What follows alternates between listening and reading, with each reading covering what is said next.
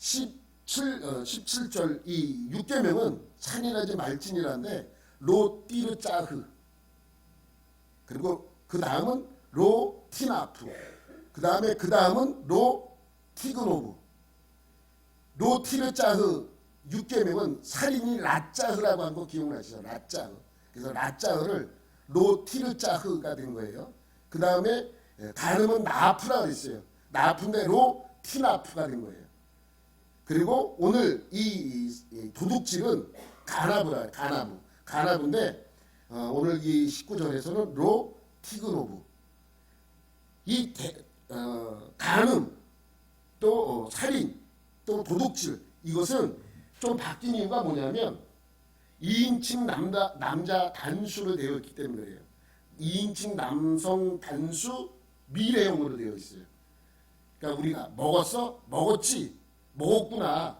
아, 먹겠구나. 이렇게 바뀌듯이 이 외국어도 똑같이 바뀌는 것이죠. 그래서 다 이렇게 바뀌는데 공통점이 간단하게 되어 있어요. 두 단어. 로, 아니라는 얘기죠. 살인 안 돼. 간음 안 돼. 도둑질 안 돼. 이렇게 말씀하고 있는 거예요. 요 세 절만 부수적인 설명, 또 목적어가 없어요. 16절은 5계명이에요. 5계명 길잖아요. 읽지 않겠습니다. 20절도 이게 9계명이거든요. 근데 다른 단어들이 있지만은 오로지 요 세 계명, 6계명, 7계명, 8계명은 목적어나 부수적인 설명이 없어요. 그냥 간단하게만 기록이 되어 있습니다. 왜 그런가? 왜 그런 것 같아요, 여러분? 지난주에도 말씀드렸지만 이건 설명 안 해도 다 안다는 거예요. 알잖아요. 살인이 뭔지, 간음이 뭔지, 도둑질이 뭔지 우리가 다 알아요. 그렇기 때문에 부수적인 설명을 10계명 안에서는 간단하게만 설명하고 있습니다. 그러면 성경에서 말하는, 다시 말하면 8계명에서 말하는 도둑질하지 말라는 무슨 의미가, 무슨 뜻이 담겨져 있는가? 여러분, 8계명에서 말하는 도둑질은 우리가 생각하는 것보다 훨씬 더 광범위합니다. 훨씬 더 우리가 생각하는 것보다. 여러분, 우리가 생각하는 도둑질은 뭐예요? 내 것이 아닌 다른 사람의 물건을 가지고 오는 거예요. 허락 없이. 다른 사람의 물건을 허락 없이 내가 가지고 오는 것을 우리는 도둑질이라고 얘기하고, 또 그것을 가져오는 것을 훔친다라는 표현을 하고 있습니다. 그런데 성경에서 말하는 8계명 도둑질은 이런 것을 포함하고도 더 많은 것들이 포함되어 있다는 것입니다. 근데 그것을 알려면 어떻게 해야 하는가? 히브리어를 알면 좀 쉬워요. 사실은 히브리어가 담고 있는 도둑질의 의미는 무엇인가? 아까도 말씀드렸지만 도둑질은 히브리어로 가나부라고 합니다. 가나부. 이게 도둑질이에요. 이 도둑질은 어떤 뜻이 있는가? 훔치다, 몰래 가져가다라는 뜻이 있어요. 우리가 알듯이. 근데 이 안에는 뭐도 있냐면 속이다라는 것도 있어요. 속이다.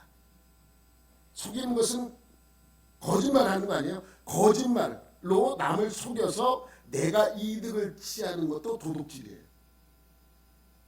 그러니까 우리가 말하는 사기, 이것도 전부 다 도둑질에 해당이 되는 것입니다. 뭐 다음 주에 다시 설명드리겠지만 우린 9계명을 거짓말하지 말라라고 알고 있어요. 근데 사실 아니에요. 9계명은 거짓말하지 말라의 뜻이 포함되어 있지만 정확하게 9계명은 뭐로 되어 있습니까? 이웃에 대하여 거짓 증거하지 말라요. 거짓 증거하지 말라요. 거짓말하지 말라. 그러니까 8계명 안에서도 9계명 안에서도 그 내용이 모두 포함되어 있어요. 8계명에서도 거짓말하지 말라의 의미가 포함되어 있고 9계명 안에서도 거짓말하지 말라는 뜻이 포함되어 있습니다. 그러니까 거짓말을 해서 내가 범죄를 하였다면 그 거짓말이 8계명에 해당하는지 9계명에 해당하는지 그것은 상황과 목적과 장소에 따라 다르다는 거예요. 내가 8계명을 범한 건지 구계명을 범한 건지 그것은 그거 상황에 맞춰 봐서 그것을 따져봐야 한다는 것이죠.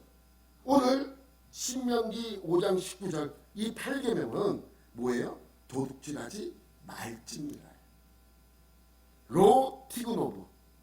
원래 도둑질은 가라고라고 했어요. 그러니까 도둑질하지 마라는 뜻이에요. 도둑질하지 마.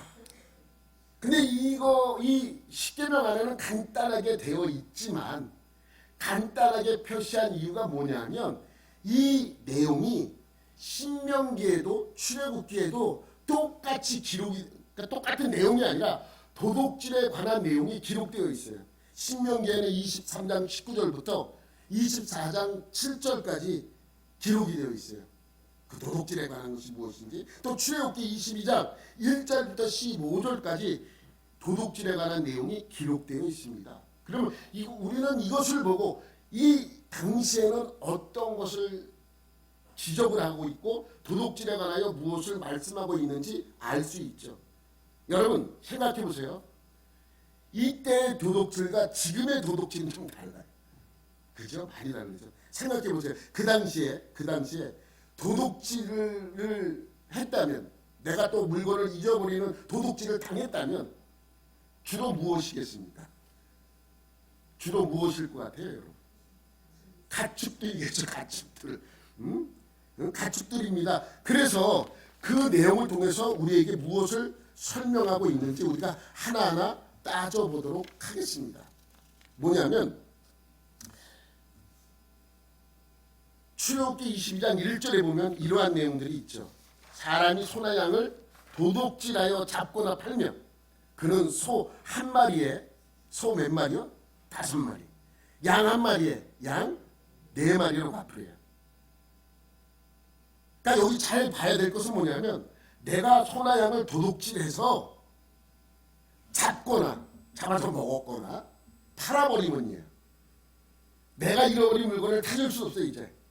그러면 소에 대해서는 5마리로 갚아야 되고 양에 대해서는 4마리로 갚으래요. 왜 차이가 나는지 저도 몰라요.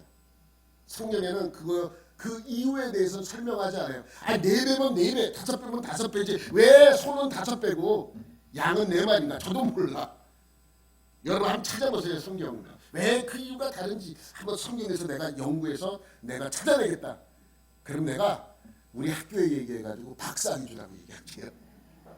몰라. 근데 추정하기는 굳이 추정하자면 굳이 이걸 따지자면 소가 양보다 더 귀하기 때문이 아닌가라는 생각을 해봅니다. 성경에 그런 내용은 없지만 우리가 그냥 추정을 하는 거예요. 여러분 인생기간도 달라요. 소는요 285일, 290일 정도 된대요. 사람하고 비슷하죠. 양은 150일, 절반이에요. 절반. 150일. 그리고 소는 한 번 나면 한 마리씩 나요. 운이 목사가 운 좋다는 얘기했지만 하여튼 좋으면 2마리 난대요. 소는. 그러면 이 사람은 횡재한 거예요. 횡재. 한 마리씩 났다. 2마리가 나면 횡재한 거죠. 근데 양은요. 한 마리 나는 경우도 있지만 한두 마리 나는 경우도 있지만 보통 2-3마리는 안 돼요. 그리고 많이 나는 거는 5마리까지는 안 돼요. 그러기 때문에 굳이 이유를 대자면 양보다는 소가 더 귀하기 때문에 5배로 갚으라 그런 것이 아닌가. 하여튼 소나 양을 가지고 가면 도둑질해서 가지고 가면 4배 내지 5배로 갚아야 되는 것이 법이에요. 그런데 여러분 궁금한 것이 있어요. 내가 그것을 가져가다가 훔쳐다가 잡아먹지도 않았고 아직 팔지도 않았어요. 그럼 좀 달라져요. 여러분 보세요. 출애굽기 22장 4절 말씀입니다. 도둑질한 것이 살아 그의 손에 있으면 아직 잡아먹거나 팔지 않았어요. 소나 낙이나 양을 막론하고 갑절을 배상할지니라. 2배로 갚아요. 이거는 그냥 살아있으면 이거는 5배, 4배 이것이 아니라 살아있으면 2배로 갚으면 돼요. 이때는 2배로 갚는 거예요. 근데 문제가 있습니다. 문제가 있어요. 분명한 문제가 있습니다. 대부분 도둑질하는 사람은 어떤 사람들이에요? 어떤 사람이 도벽이 있는 사람이 도벽이 있어서 하지 않아요. 도둑질은 대부분이에요. 대부분 전부는 아니에요. 대부분이 그렇죠. 가난한 사람이에요. 없는 사람들이 너무 배고파서 저 훔쳐다가 잡아먹을 수도 있고 훔쳐서 가져올 수 있어요. 너무 가난하기 때문에. 그러면 너무 가난하기 때문에 훔친 거면은 뭐 좀 봐주고 해야 되잖아요. 정말 그리고 그러면 이런 사람들은 정말 무슨 능력이 없어요. 갚을 능력이 없어요. 불쌍하잖아요. 그러면 어떻게 해야 돼요? 용서해 줘야 되잖아요. 성경에는 그러한 내용이 있을까요? 없을까요? 안타깝게도 없어. 안타깝게도 그 사람이 어려운 사람이면 봐줘라 이런 내용이 없어요. 어려운 사람이면 그냥 훔쳐간 것만 돌려받아라 이러한 내용도 없어요. 그러니까 내가 도둑질을 했으면 어떻게 해야 돼요? 무조건 갚아야 돼요. 4배 내지 5배로 갚든지 아니면 2배로 갚든지. 근데 이 사람은 뭐가 없어요. 뭐가 없어서 도둑질한 거예요. 돈이 없어서 도둑질한 건데 그것을 갚으래. 갚을 수 있어요? 없어요? 돈이 없어. 갚을 수 있어요? 없어요? 없죠. 없죠. 당연히 없죠. 당연히 없어. 그럼 어떻게 갚아야 돼요? 어떻게 갚아야 돼요? 3절. 22장 3절 시작. 도둑은 반드시 배상할 것이나 배상할 것이 없으면 그 몸을 팔아 그 도둑질한 것을 배상할 것이요. 몸을 팔아서라도 배상하래요. 아니 하나님이 너무 매정하신 거 아니에요? 이런 거 좀 봐줘야 되지 않습니까? 라고 하실 수 있습니다. 근데 이렇게까지 규정하는 이유가 한 가지예요. 뭐 때문인지 아세요 여러분? 인간의 죄성 때문이에요. 만약에 그러한 틈을 주면요 인간들은 어떻게 해요? 그 죄 속으로 비집고 들어가서 어떻게든지 무죄로 만들 거예요. 여러분 보세요. 자녀들은 부모를 모셔야 하는데 모셔야 할 돈이 한정되어 있어요. 그런데 내가 그 돈을 부모에게 드리지 않고 헌금을 했다면 용서해 주라고 괜찮다고 랍비들의 가르침에 있습니다. 그러한 규정을 마련해 놨잖아요. 여러분 보셨잖아요. 근데 헌금도 하지 않고 부모님에 가서 뭐라 그래요? 내가 돈이 좀 있었는데 헌금해 버렸다고. 죄송하다고. 그러면 괜찮다는 규정을 그렇게 어떻게 해요? 이용해 먹는 거예요. 왜? 인간의 죄성 때문에. 그래서 예수님도 그것을 지적하고 있었잖아요. 그렇기 때문에 이러한 것들 때문에 이러한 틈을 내보이지 않는 규정을 만들어 놓는 거예요. 몸을 팔아서라도 갚으라는 것입니다. 도둑질하고 가난하다는 이유로 용서해 주면 그것을 이용해 먹습니다. 그러면 배상할 수 없으면 어떻게 하라고 말씀하고 있는 거예요? 몸을 팔아서라도. 여러분 이 몸을 판다는 거는 뭐 그런 의미가 아니에요. 뭐 이상하게 생각, 몸 판다, 뭐 이상하게 생각하는. 내가 왜 이 얘기를 하냐면 통일교는 그러고도 남을 수 있기 때문이에요. 통일교는 이렇게 해석하고도 남음이 있어요. 아니 선악과를 따먹는 거를 여자를 따먹었다라고 해석을 하는데 이것도 그렇게 해석하지 않겠어요? 몸을 팔라, 그러니까 몸을 팔아서 해. 이런 의미가 아닙니다. 말 그대로 문자 그래서 몸을 노예가 되는 노예가 돼서 노예로 팔아버리는 거야 자기 몸을. 그래서 그 돈을 빚을 그 배상을 하라고 말씀하고 있는 것입니다. 여러분 이렇게까지 규정을 해야 사람들이 도둑질하지 않을까 합니까? 도둑질은 몸을 팔아서라도 노예가 되더라도 갚아야 합니다. 그럼 이런 생각이 듭니다. 가난한 사람들은 전부 노예가 되잖아요. 그럼 가난한 사람들은 너무 배고파서 도둑질한 사람들이 이제 도둑질해갖고 걸려서 2배로 갚고 아니면 4배로 갚든지 5배로 갚아야 되는데 돈이 없는데 그래서 내가 도둑질한 건데 그래서 내가 내 몸을 팔아서 노예가 된다면 대부분 가난한 사람은 전부 뭐가 되겠어요? 여러분 우리나라 속담에서 사흘을 굶으면 어딜 넘어요? 포도청 담도 넘는다는 말도 있잖아요. 그 정도로 먹는 문제는 내가 뭐 죽고 생사가 걸린 문제이기 때문에 내 이 죄 이런 거를 불사해서라도 내가 도둑질해서라도 배를 채우는 거예요. 내가 굶는 거는 괜찮아. 우리 가족들, 우리 애들이 굶는데 도둑질 안 하겠습니까? 그러면 결과적으로 전부 다 노예가 될 거 아닙니까? 그런데 하나님께서는 기가 막히게 사람들이 배고픔 때문에 또 도둑질하지 않도록 많은 규정을 마련해 놨어요. 여러분 보세요. 안식년과 희년은 이스라엘 사람들의 노예 해방의 제도를 마련해 놨어요. 안식년, 희년 되면 노예들을 해방시켜야 되는 법을 규정을 마련했잖아요. 그걸 일단 접어두고, 그거는 뭐 도둑질과는 관계가 없으니까 일단 접어두고서라도 하나님께서는 이렇게 어렵고 힘든 사람을 위해서 어떠한 규정들을 만들어 놓았는가. 우리 몇 가지만 한번 볼게요. 신명기 24장 19절부터 21절까지 보면 내가 밭에서 곡식을 벨 때에 그 한 뭇을 밭에 잃어버렸거든. 내가 한 달을 이렇게 추수를 하고 몇 달을 몇 달을 모르고 잊어먹고 밭에다 놓고 돌아왔다고 칩시다. 놔두래요. 그냥 놔두래요.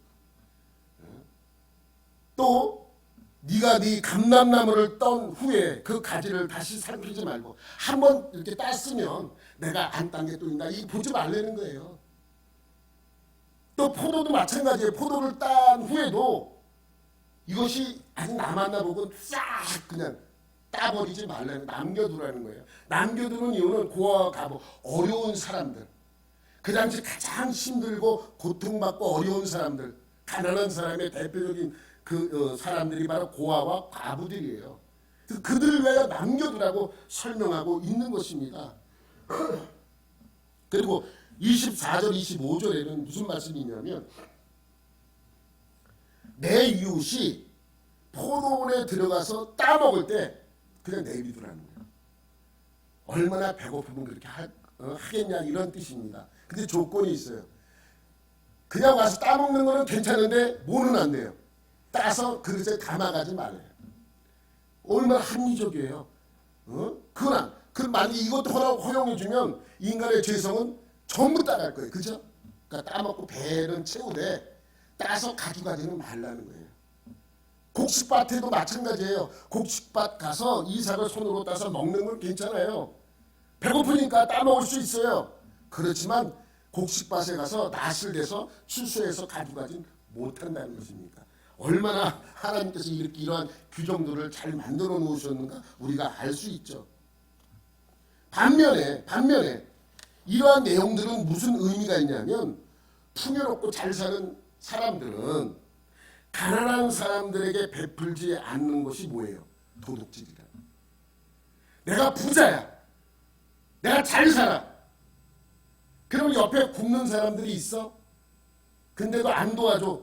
이거는 내가 도둑질한 거와 마찬가지로 성경은 말씀하고 있는 것입니다.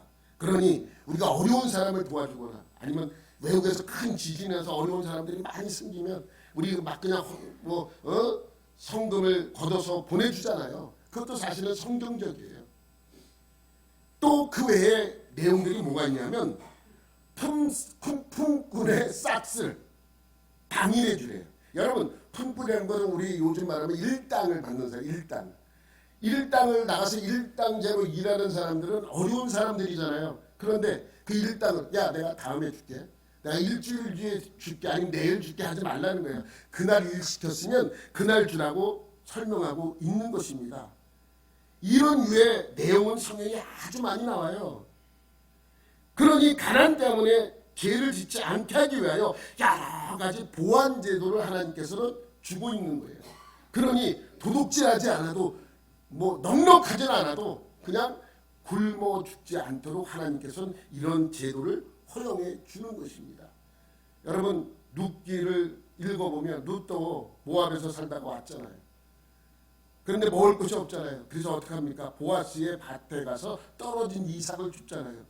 근데 보아스가 룻을 너무 불쌍히 여기서 어떻게 합니까? 일하는 사람이 일부러 떨어뜨리래.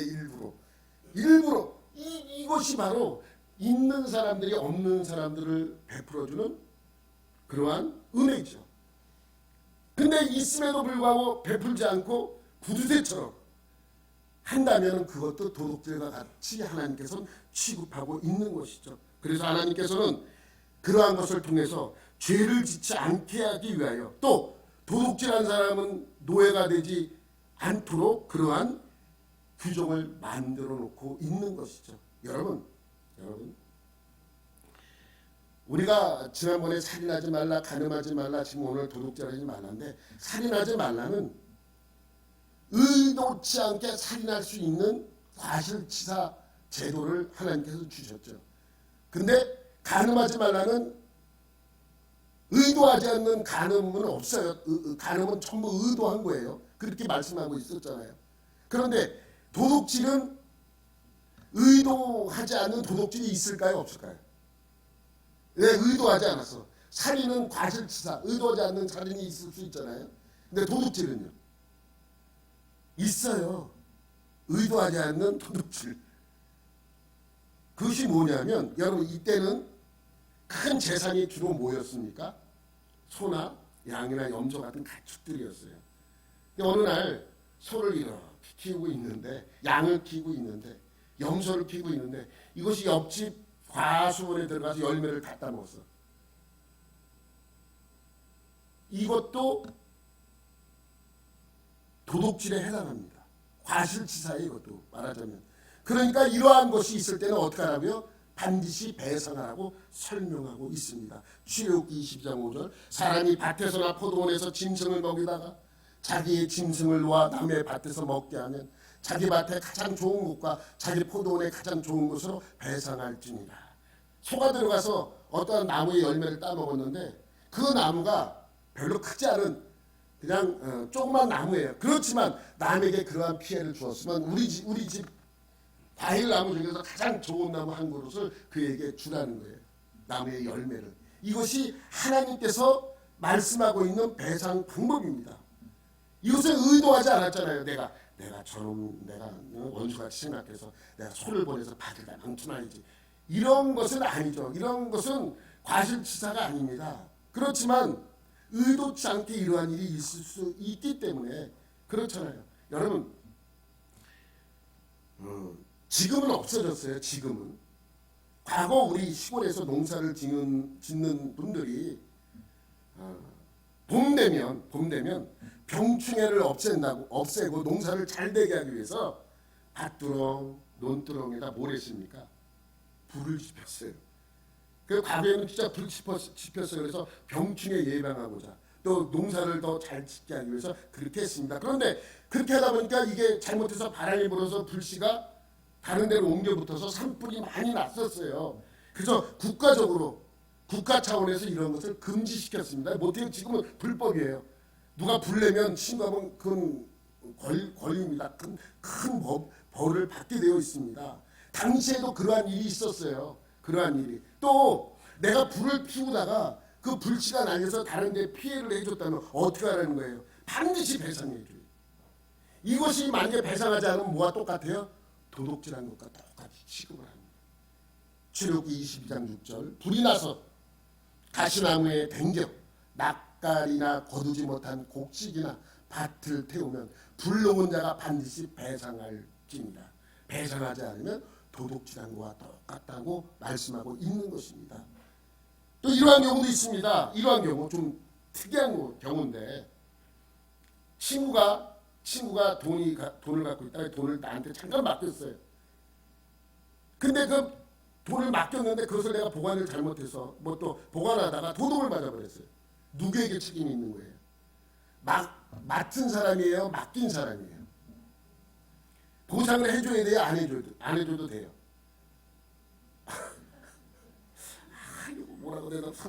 이거 뭐라고 대답해야 될지 아니 그냥 요즘은 어때요? 요즘 저는 뭐 법조인 출신이 아니기 때문에 잘 몰라요. 우리나라 법에도 뭐 그런 게 있겠죠? 내가 어떤 사람의 돈을 맡았는데 내가 갖고 있다 잊어버렸어요. 아니면 사기당했어요. 누가 도둑질해 갔어요. 훔쳐갔어요. 없어졌어. 그럼 이걸 보상을 해줘야 되는지 말아야 되는지 아마 골치 아프죠. 골치 아파요. 여러분은 어떻게 이걸 해결해야 됩니까? 갚아줘야 되는지 말아야 되는지. 근데 성경에는 이러한 구절이 있어요. 사람이 돈이나 물품을 이웃에게 맡겨 지키게 하였다가 그 이웃집에서 도둑을 맞았는데 그 도둑이 잡히면 도둑이 잡혔을 때는 괜찮아요. 그 도둑놈이 갑절로 갚으면 돼요. 근데 문제는 도둑놈이 잡히지 않았을 때 이때는 어떻게 해야 됩니까? 법정에서 따져보라는 거예요.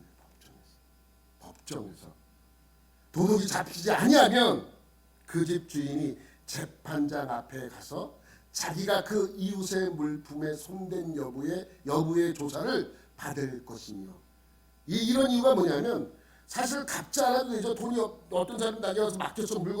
귀한 물건을 맡겼어요.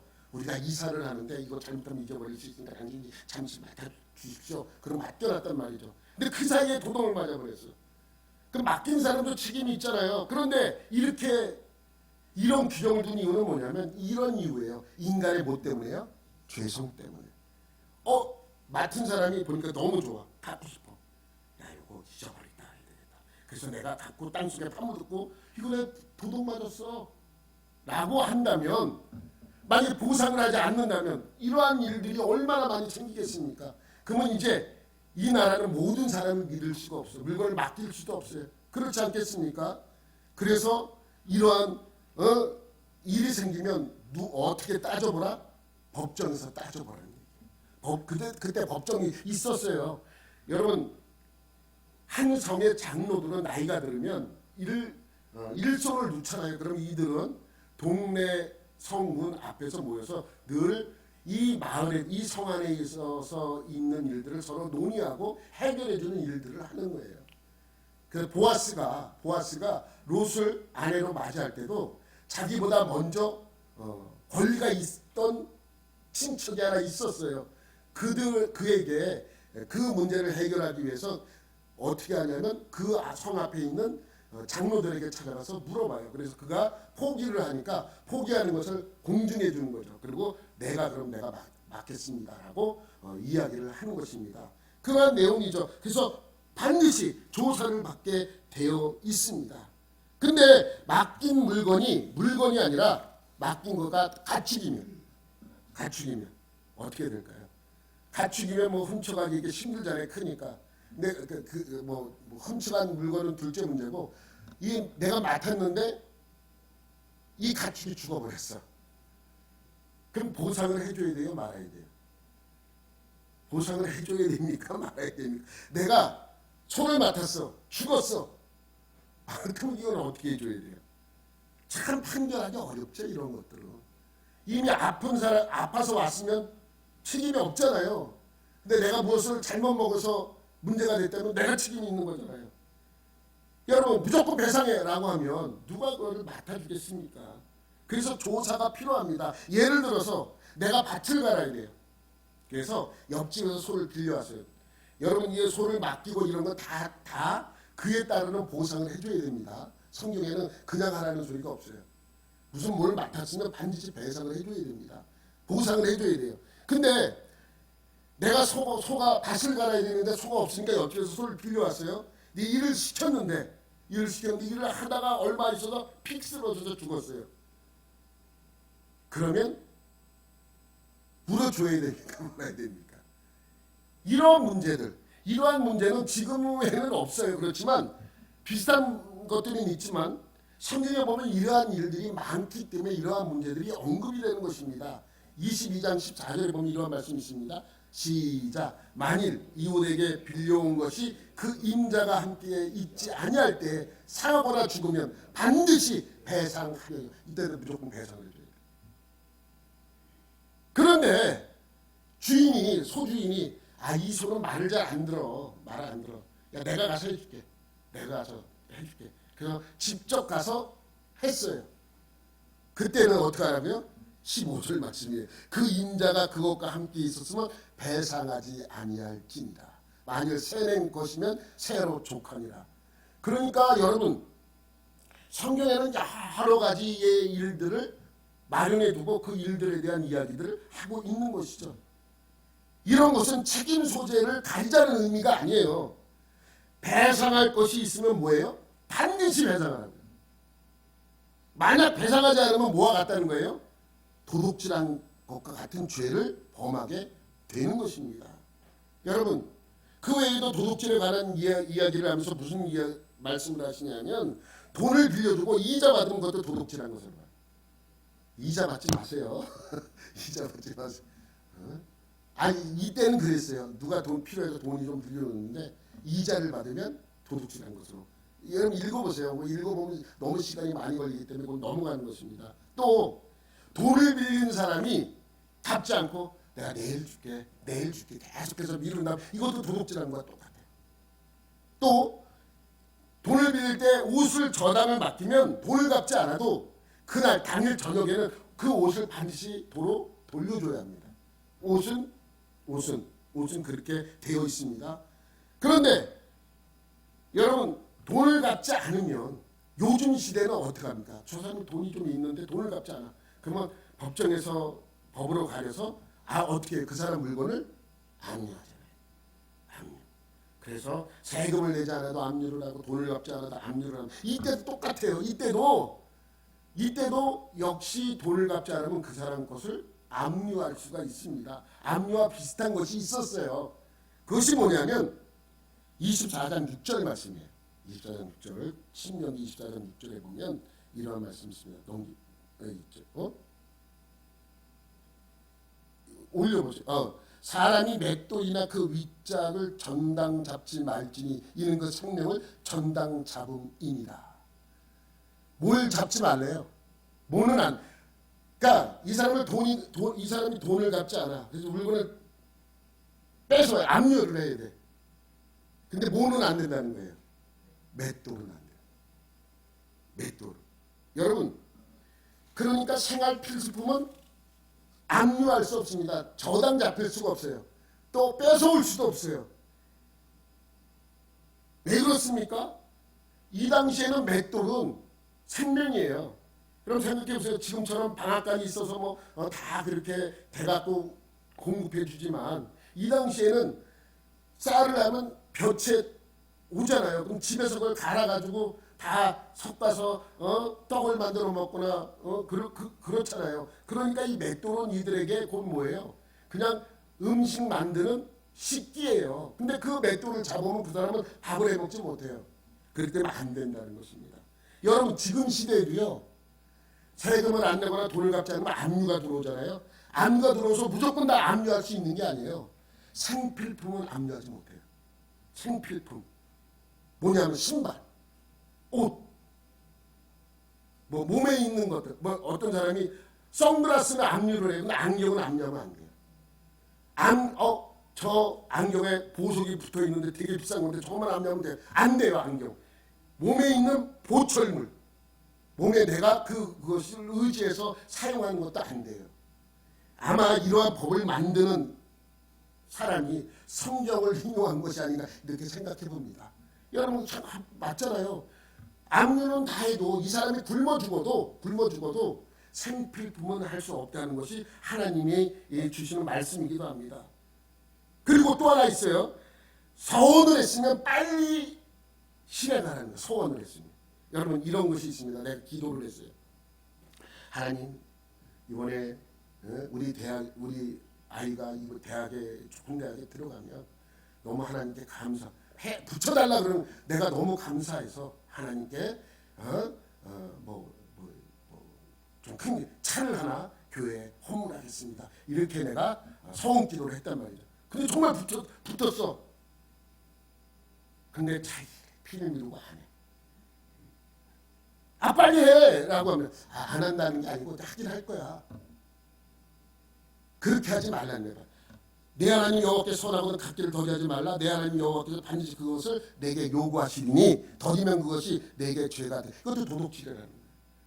왜 그런지 아세요? 그냥 1년 뒤에 해도 되잖아요. 그런데 이것도 왜 그러냐? 인간의 죄성 때문입니다. 안 한다는 거 아니야. 내가 내년에 할게. 1년이 지났어요. 안 한다는 거 아니야. 내년에 할게. 이렇게 되면 결국 하지 못하게 될 거라는 인간의 죄성을 이렇게 설명하고 있는 것이죠. 여러분 그러면 8계명은 간단하게 도둑질하지 말라로 되어 있습니다. 여러 가지 도둑질이 있어요. 가장 큰 도둑질이 뭔지 아세요? 가장 큰 거. 성경에서 말씀하고 있는 가장 큰 도둑질은 뭔지 아세요, 여러분? 훔쳐오는 거예요. 훔쳐오는 거. 뭘 훔쳤느냐? 유괴. 유괴도 도둑질로 봐요. 여러분 사람을 도둑질한 거 아니에요. 이런 사람은 어떻게 하라고요? 반드시 죽이래요. 반드시 죽이라고 말씀합니다. 여러분 다른 도둑질은 뭐예요? 배상으로 끝나요. 배상하면 끝나. 내가 무엇을 훔쳐왔어요? 5배나 4배나 2배로 배상하면 됩니다. 근데 사람을 도둑질하면 반드시 그것만큼 죽이라고 말씀하고 있습니다. 신명기 24장 7절입니다. 사람이 자기 형제 곧 이스라엘 자손 중 한 사람을 유인하여 종으로 삼거나 판 것이 발견되면 그 유인한 자를 죽일지니 이같이 하여 너희 중에서 악을 제할지니라. 여러분 도둑질하는 것 중에서 죽이라는 것은 이거 하나예요. 유괴범. 유괴가 얼마나 큰 죄라는 것을 알 수 있죠. 여러분 사도 바울도 도둑질하지 말라. 이 8계명을 설명할 때 뭐라고 하는지 여러분 디모데 전서 1장 9절에 설명하고 있어요. 파란색만 볼게요. 아버지를 죽이는 자와 어머니를 죽인 자 몇 계명이에요? 5계명. 살인하는 자는 6계명. 음행하는 자와 남색하는 자는 7계명. 인신매매하는 자는 몇 계명이겠어요? 8계명이죠. 도둑질로 표현한 것이 아니라 인신매매라고 표현할 정도로 이 인신매매는 아주 도둑질 중에서도 최고로 악한 사악한 범죄인 것입니다. 여러분 지금도 있잖아요. 사람 중에서 섬에 감금하고 노역을 시키잖아요. 염전에 감금시켜놓고 일을 시키잖아요. 이러한 인신매매범들은 하나님께서 용서해 주지 않겠다. 이것이 바로 그 당시 하나님이 이스라엘 백성에게 주신 말씀이죠. 이러한 법들은 지금 시대와는 좀 맞진 않아요. 사실은 지금 시대는 좀 달라요. 다른 시대에 살고 있잖아요. 그럼 이러한 것들을 지금 우리가 살고 있는 이 시대에는 어떻게 이해를 해야 할 것인가? 맷돌이 없잖아요. 지금 맷돌 쓰는 집이 믹서기를 그냥 우리가 곡식을 밥을 하기 위해서 사용하는 건 아니잖아요. 그러면 오늘날 이 시대에 도둑질하지 말라는 우리에게 주는 어떠한 의미를 담고 있는가라는 것입니다. 여러분 간단해요. 남의 재산은 탐하지 말라는 거예요. 남의 재산을 훔쳐오지 말라는 거예요. 남의 재산으로 내가 이득을 취하지 말라는 거예요. 그러니까 주인의 허락 없이 주인의 허락 없이 남의 것을 가져오거나 하는 모든 것들은 도둑질에 해당한다고 말씀하고 있습니다. 여기에는 뭐도 포함되어 있냐면 지적 재산권도 포함되어 있습니다. 지적 재산권. 여러분 그러면 성경에서는 지적 재산권을 인정합니까? 인정하지 않습니까? 성경에는 지적 재산권에 관한 내용이 요즘은 과거 그런 거 없었잖아요. 그런데 요즘 많이 그런 것들이 생겼잖아요. 그러면 그런 지적 재산권은 성경에 언급되어 있는가? 있어요. 예레미야 23장 30절 말씀이에요. 나 여호와가 말하노라. 그러므로 보라 서로 내 말을 도둑질하는 선지자들을 내가 치리라. 하나님의 말씀을 도둑질하는 말씀 지적 재산권. 여기서 말하는 내 말을 도둑질 이것도 아까 우리가 배웠던 가나부예요. 가나부. 도둑질하지 말라에서 썼던 그 단어를 여기서도 사용합니다. 하나님 말씀을 도둑질하는 거예요. 여러분 예레미야 때는 많은 거짓 선지자들이 있었습니다. 그런데 이들이 참 선지자가 받은 하나님의 말씀을 마치 자기 것처럼 자기가 받은 것처럼 철저하게 속이거나 하나님께서 말씀하지 않았음에도 불구하고 하나님이 말씀을 전한 것처럼 전합니다. 이것을 하나님께서 하나님 말씀을 도둑질하는 자들을 그냥 내버려 두지 않는다는 하나님의 심판이 기다리고 있다고 말씀하고 있는 것이죠. 그러므로 하나님은 지적 재산권을 인정하고 있는 것이죠. 그러니 남의 아이디어로 내가 취해서 이득을 봤다면 이것은 지적 재산권 침해인 것이죠. 이득을 봤다면. 여러분 우리나라에서는 그런 거를 아주 엄하게 벌하고 그렇지 않아요. 내가 학교 다닐 때도 리포트나 논문을 쓸 때 각중에 다는 거를 귀찮아서 안 하는 경우가 많이 있어요. 근데 서양 사람들은 이걸 허용하지 않아요. 어느 한 줄이라도 어떠한 책에서 인용을 했다면 반드시 인용했다는 각주를 달아야 돼요. 근데 한국인들은 습관이 되어 있어서 이것을 잘 인용을 안 하고 달지 않습니다. 그래서 유럽이나 서양, 미국 쪽에서 공부하는 학생들이 제일 많은 문제에 걸리는 문제가 이 문제라고 합니다. 여러분, 제일 많이 경고를 먹는 이유도 이 문제 때문이라고 합니다. 여러분, 서양 교수들이 만만치가 않아요. 한 번 이것이 적발이 되면 첫 번째는 경고예요. 하지 마. 두 번째, 이것이 또 발견이 되면 어떻게 합니까? 무조건 해야 돼요. 무조건이에요. 이거는 봐주는 이런 게 없어요. 이건 큰 범죄로 취급을 합니다. 아주 큰 범죄. 여러분, 제가 예전에 할렐루야교에 있을 때, 전도사로 있을 때인지 아니면 막 목사가 돼서 교육 목사로 있을 때인지 잘 기억이 나진 않는데 이러한 일이 있습니다. 교육 담당 목사님이 계세요. 목사님하고 이제 교육부 부서가 전체 모여서 회의를 합니다. 근데 의견을 낼 거 아니에요. 이번에 무슨 뭐 전도대회나 뭐 이렇게 해갖고 이렇게 해서 다들 전도대. 어떤 전도사가 아주 좋은 전도 계획을 세워서 발표를 했어요. 그랬더니 이 교육 목사님 그거 좋다고 한번 그거 다시 한번 정리해서 갖고 오라고 그래서 연구를 해서 다 해갖고 가져왔단 말이죠. 그리고 그 교육부 담당 목사님은 그것을 가지고 전체 교육자 회의, 그러니까 이제 목사님들이 모여서 담임 목사님이 계시는 그 이제 자리에서 마치 자기가 이 계획을 세운 것처럼 보고를 하더라고요. 근데 그것이 이제 전도사들은 그 회의에 들어가지 않으니까 그것을 들은 이 전도사가 시험 받았어요.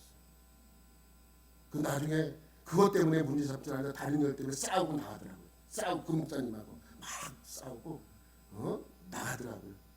여러분, 남의 지적 재산권을 취하여 내가 이득을 취했다는 것은 곧 뭐와 같은 거예요? 범죄와 같은 것입니다. 그러니까 음악을 표절했다. 근데 남의 지식을 갖고 내가 이득을 취한 거 아니에요. 그러면 그것도 범죄인 것입니다. 내가 혼자 부르는 건 괜찮죠. 전에는 내가 그냥 혼자 부르면 큰 문제가 되겠습니까? 내가 여기 뭐 사무실에 앉아서 아파트. 그리고 내가 그 이득을 취한 건 없잖아요. 부를 수 있잖아요. 그런데 그것을 내가 어디에 가서 돈을 받고 불렀다면 그것은 범죄예요.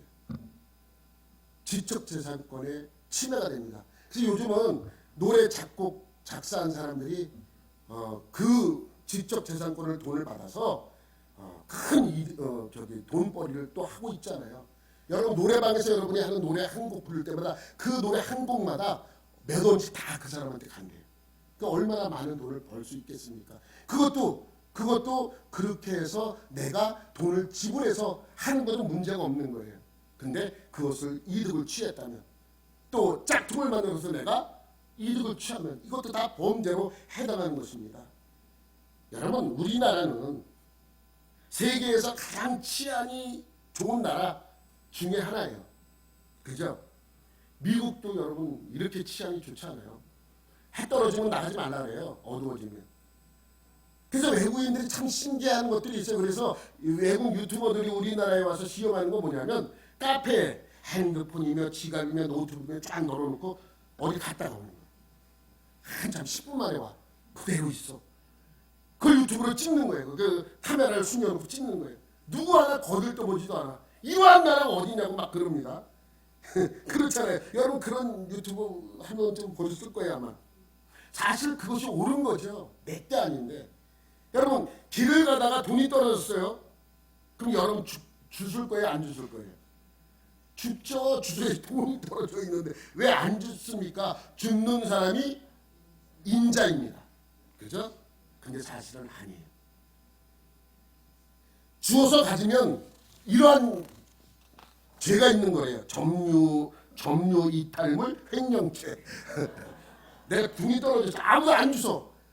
일주일 됐는데 안 주서. 그래서 내가 주웠어. 내가 점유 이탈물 횡령죄에 속한 거예요. 여러분, 예전 같으면 그래서 죽는 사람이 인자였는데 요즘은 죽는 사람이 인자가 아닙니다. 반드시 찾아야 돼요. 주인을 찾아줘야 되죠. 근데 이것이 성경적이에요.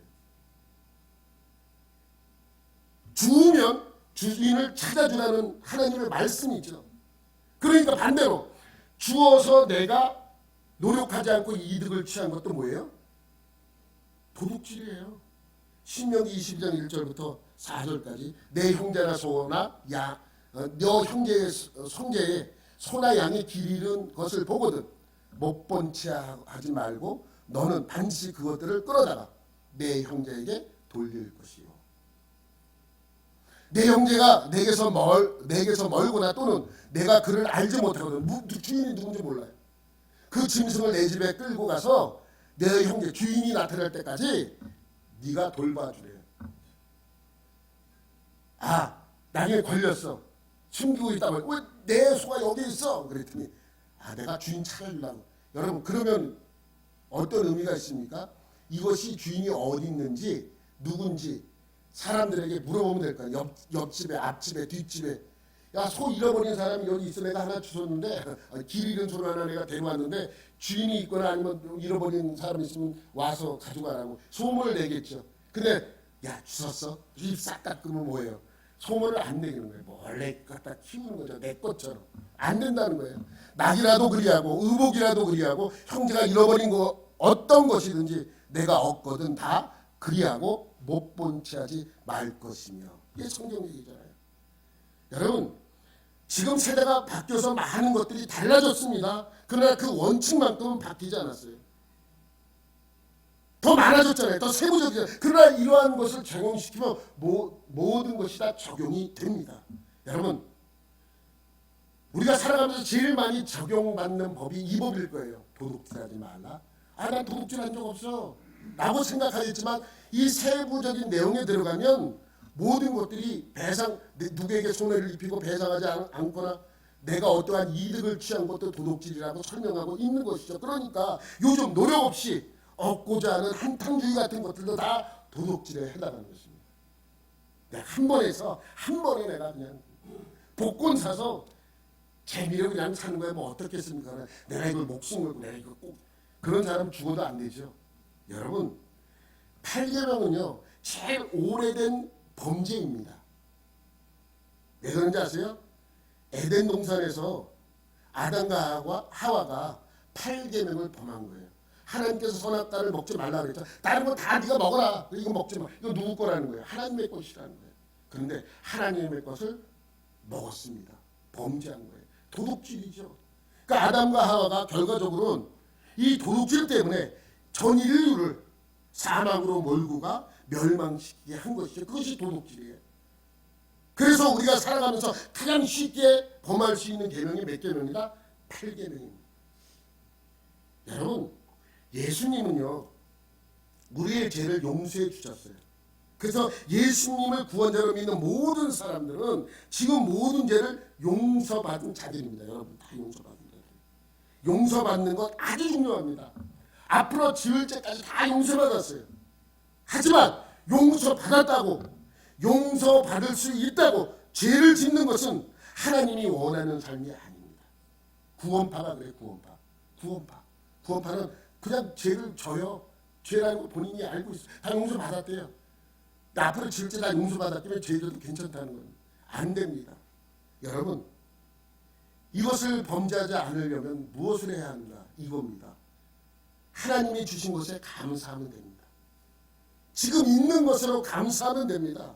남의 떡이 커 보이더라도 내가 가진 떡으로 만족하면 됩니다. 내게 주신 것으로 만족할 때 우리는 이 8계명을 온전히 지킬 수 있는 것입니다. 여러분 모두 주신 것으로 있는 것으로 감사하는 여러분들이 되시기를 예수님의 이름으로 축원합니다. 하나님 아버지 감사합니다. 오늘도 주님의 말씀을 온전히 듣고 이 말씀을 행하는 우리 모두가 되게 하여 주옵소서. 그래서 도둑질하지 말라라는 이 말씀을 온전히 지켜 행하는 하나님의 복된 자녀가 되게 하여 주옵소서. 모든 것 감사드리며 예수님의 이름으로 기도드립니다. 아멘.